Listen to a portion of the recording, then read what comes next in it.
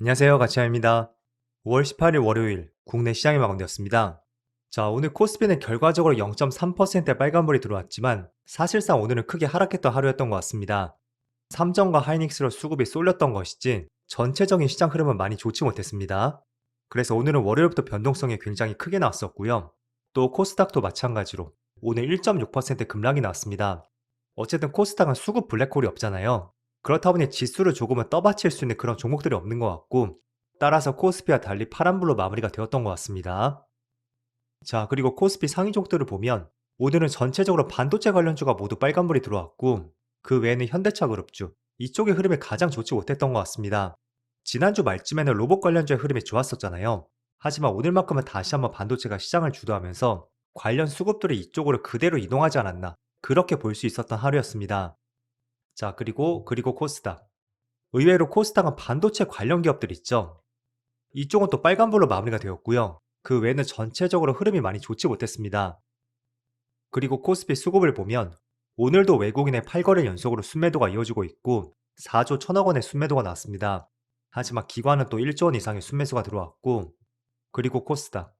반대로 코스닥은 기관만 나홀로 순매도가 있었습니다. 그리고 삼성전자. 오늘 굉장히 변동성이 심했었고요. 하지만 외국인만 나홀로 순매도가 있었습니다. 1조 2천억 원의 순매도가 나왔고, 또 하이닉스도 비슷했던 것 같습니다. 외국인의 나홀로 1조 원의 순매도가 나왔습니다. 그리고 현대차는 기관과 외국인의 양매도가 있었고요. 또 전날에 좋은 흐름이 있었던 LG전자, 이쪽도 마찬가지로 양매도가 나왔습니다. 그럼 이어서 주체별 동향을 살펴보겠습니다.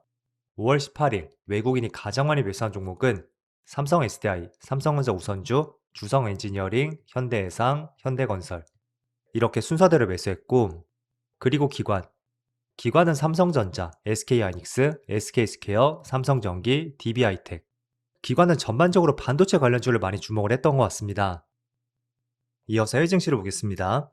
지난주 금요일날 미국 증시의 흐름이 많이 좋지 못했습니다. 그래서 오늘 국내 시장을 많이 걱정을 하셨던 분들이 계셨을 거예요. 근데 또 생각보다 크게 또 반등이 나오고 있죠. 다만 그게 또 반도체에 쏠려서 반등이 나오고 있습니다. 때문에 사실상 반도체 관련주가 아니었다면 오늘 시장 흐름은 크게 좋지 않았다고 저는 생각이 됐고, 어쨌든 그게 전날에 미국 증시의 흐름이 좋지 않았기 때문이겠죠. 그리고 S&P 500도 마찬가지로 어제 1.2%의 파란불이 들어왔습니다. 또 다우지수도 1% 빠졌고요. 반도체는 무려 4% 폭락이 나왔습니다. 그리고 지금 아시아 증시를 보면 일본도 0.8% 빠지고 있고 대만도 0.8%, 그리고 중국 증시는 소폭의 파란불이 들어오고 있습니다. 자, 일단 지금 코스피 지수를 보면 현재 촬영 시점이 1시 반쯤 되었습니다. 코스피는 지금 소폭의 빨간불이 들어오고 있습니다. 하지만 상승 종목 200개 정도밖에 되지 않고 하락하는 종목이 3.5배 이상 많습니다. 그래서 그 말은 지수 자체는 빨간불이지만 시장에 반도체로 많이 쏠렸었다고 할 수가 있고요. 그리고 코스피 지수가 거의 저점에서 올라오는 과정에서 유일하게 삼성과 하이닉스만 빨간불이 들어왔던 것을 볼 수가 있었습니다. 그래서 오늘 뭐 2차 전지, 자동차 관련주, 또 로봇, 또 바이오주 등등 다양한 업종들이 크게 파란불이 들어오고 있는데, 그거는 단 한 가지 수급놀이라고 생각이 되고, 당연히 수급이 반도체 쪽으로 많이 집중이 되었기 때문에 지수는 빨간불이 들어왔지만 내가 가진 종목들은 파란불이 많이 들어왔을 겁니다. 그래서 지금은 전략적으로 시장을 보셔야 돼요. 여전히 시장을 크게 이끌고 있는 것은 반도체고요. 항상 이렇게 과대 낙폭이 나왔을 때 그때 사람들이 가장 최우선적으로 매수하고 싶은 업종이 반도체인 것 같습니다. 그래서 여러분들이 언제나 반도체 중심으로 시장을 보셔야 되고, 저는 솔직히 이번 주는 반도체보다는 로봇 쪽에서 조금 더 수급이 표출될 가능성이 있다고 보고 있었습니다. 그런데 생각보다 반도체 관련주가 많이 빠졌었죠. 그렇다 보니 제 생각과 다르게 반도체로 많은 수급이 들어왔다고 생각이 되고, 한마디로 대기 매수세가 가장 강력하다는 거예요. 그리고 재료 자체도 반도체가 많이 빠졌다고 해도 오늘 기대감을 가질 수 있는 그런 재료가 많았습니다. 일단 첫 번째로 노무라 증권에서 목표 주가를 가장 높게 불렀습니다. 삼전은 59만 원을 제시했고 하이닉스는 무려 400만 원을 제시했습니다. 때문에 이것도 심리를 조금은 개선시켰던 것 같고, 또 두 번째가 있었죠. 지금 파업이 아직까지 타결이 되지 않았습니다. 때문에 이번 주 목요일날 총파업을 앞두고 있었는데 법원에서 총파업에 대한 제동을 걸었고요. 또 대통령도 파업에 대해서 기업의 경영권도 존중을 해야 된다는 그런 언급이 있었습니다. 그래서 지금 파업을 바라보는 시각에 대해서 노조 측이 조금은 힘을 잃지 않을까? 이런 생각도 시장에 반영이 되었었고, 또 두 번째는 어쨌든 시장이 전반적으로 21일 전에 타협에 대해서 조금 더 가능성의 무게를 싣고 있는 것 같습니다. 자, 그래서 오늘 코스피가 4% 이상의 급락으로 출발했음에도 불구하고 유일하게 반도체 관련주가 지금 빨간불을 보여주고 있고요. 그 중심에 반도체 투탑, 삼성과 하이닉스가 있었다고 할 수가 있습니다. 자, 그런데 지금 코스피 지수의 흐름을 보시는 것처럼 오늘 장중한테 4.6% 급락이 나왔단 말이죠. 그리고 이런 급락이 지난주에 이어서 세 번째라고 보고 있습니다. 일단 첫 번째로 5월 12일 당시에 그때 장중에 시장이 한 차례 급락이 있었고요. 또 어제도 한 차례 급락이 있었죠. 그리고 오늘도 오전에 급락으로 출발했습니다. 자, 때문에 이렇게 크게 변동성이 조금은 생겼다는 것은 이런 현상들이 충분히 또 나올 수가 있다는 거예요. 그래서 여러분들이 지금부터는 조금은 시장에 대해서 이런 부분을 조심해 보시고요. 결국에는 이런 현상이 나오는 것은 수급놀이라고 생각이 됩니다.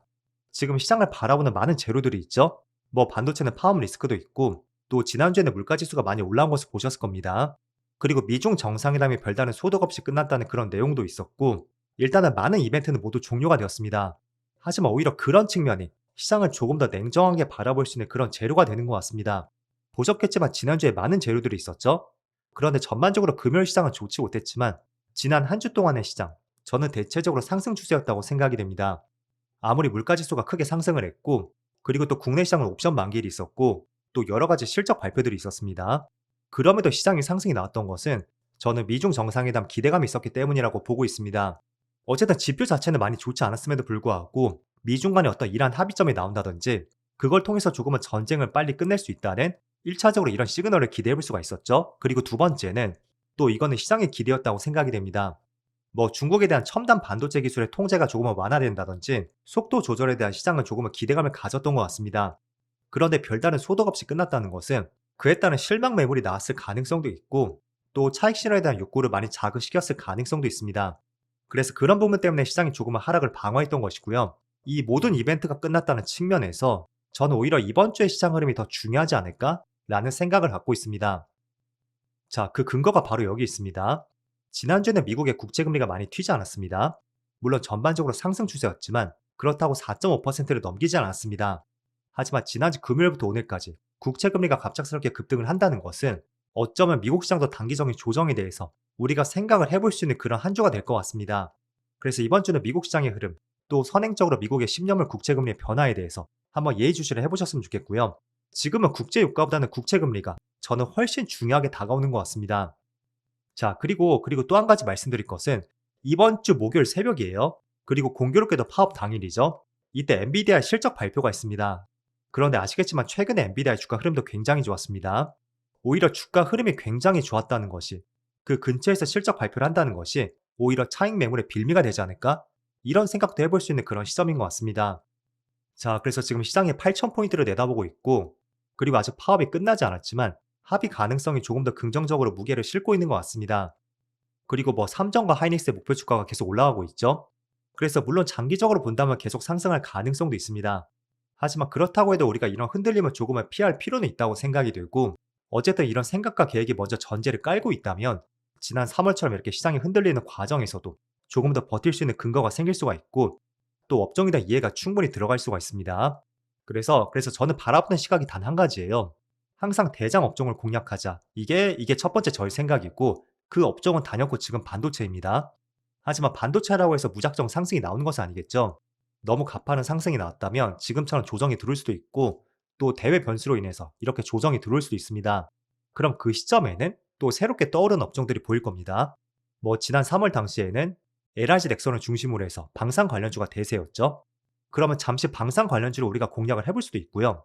지금도 마찬가지 관점인 것 같습니다.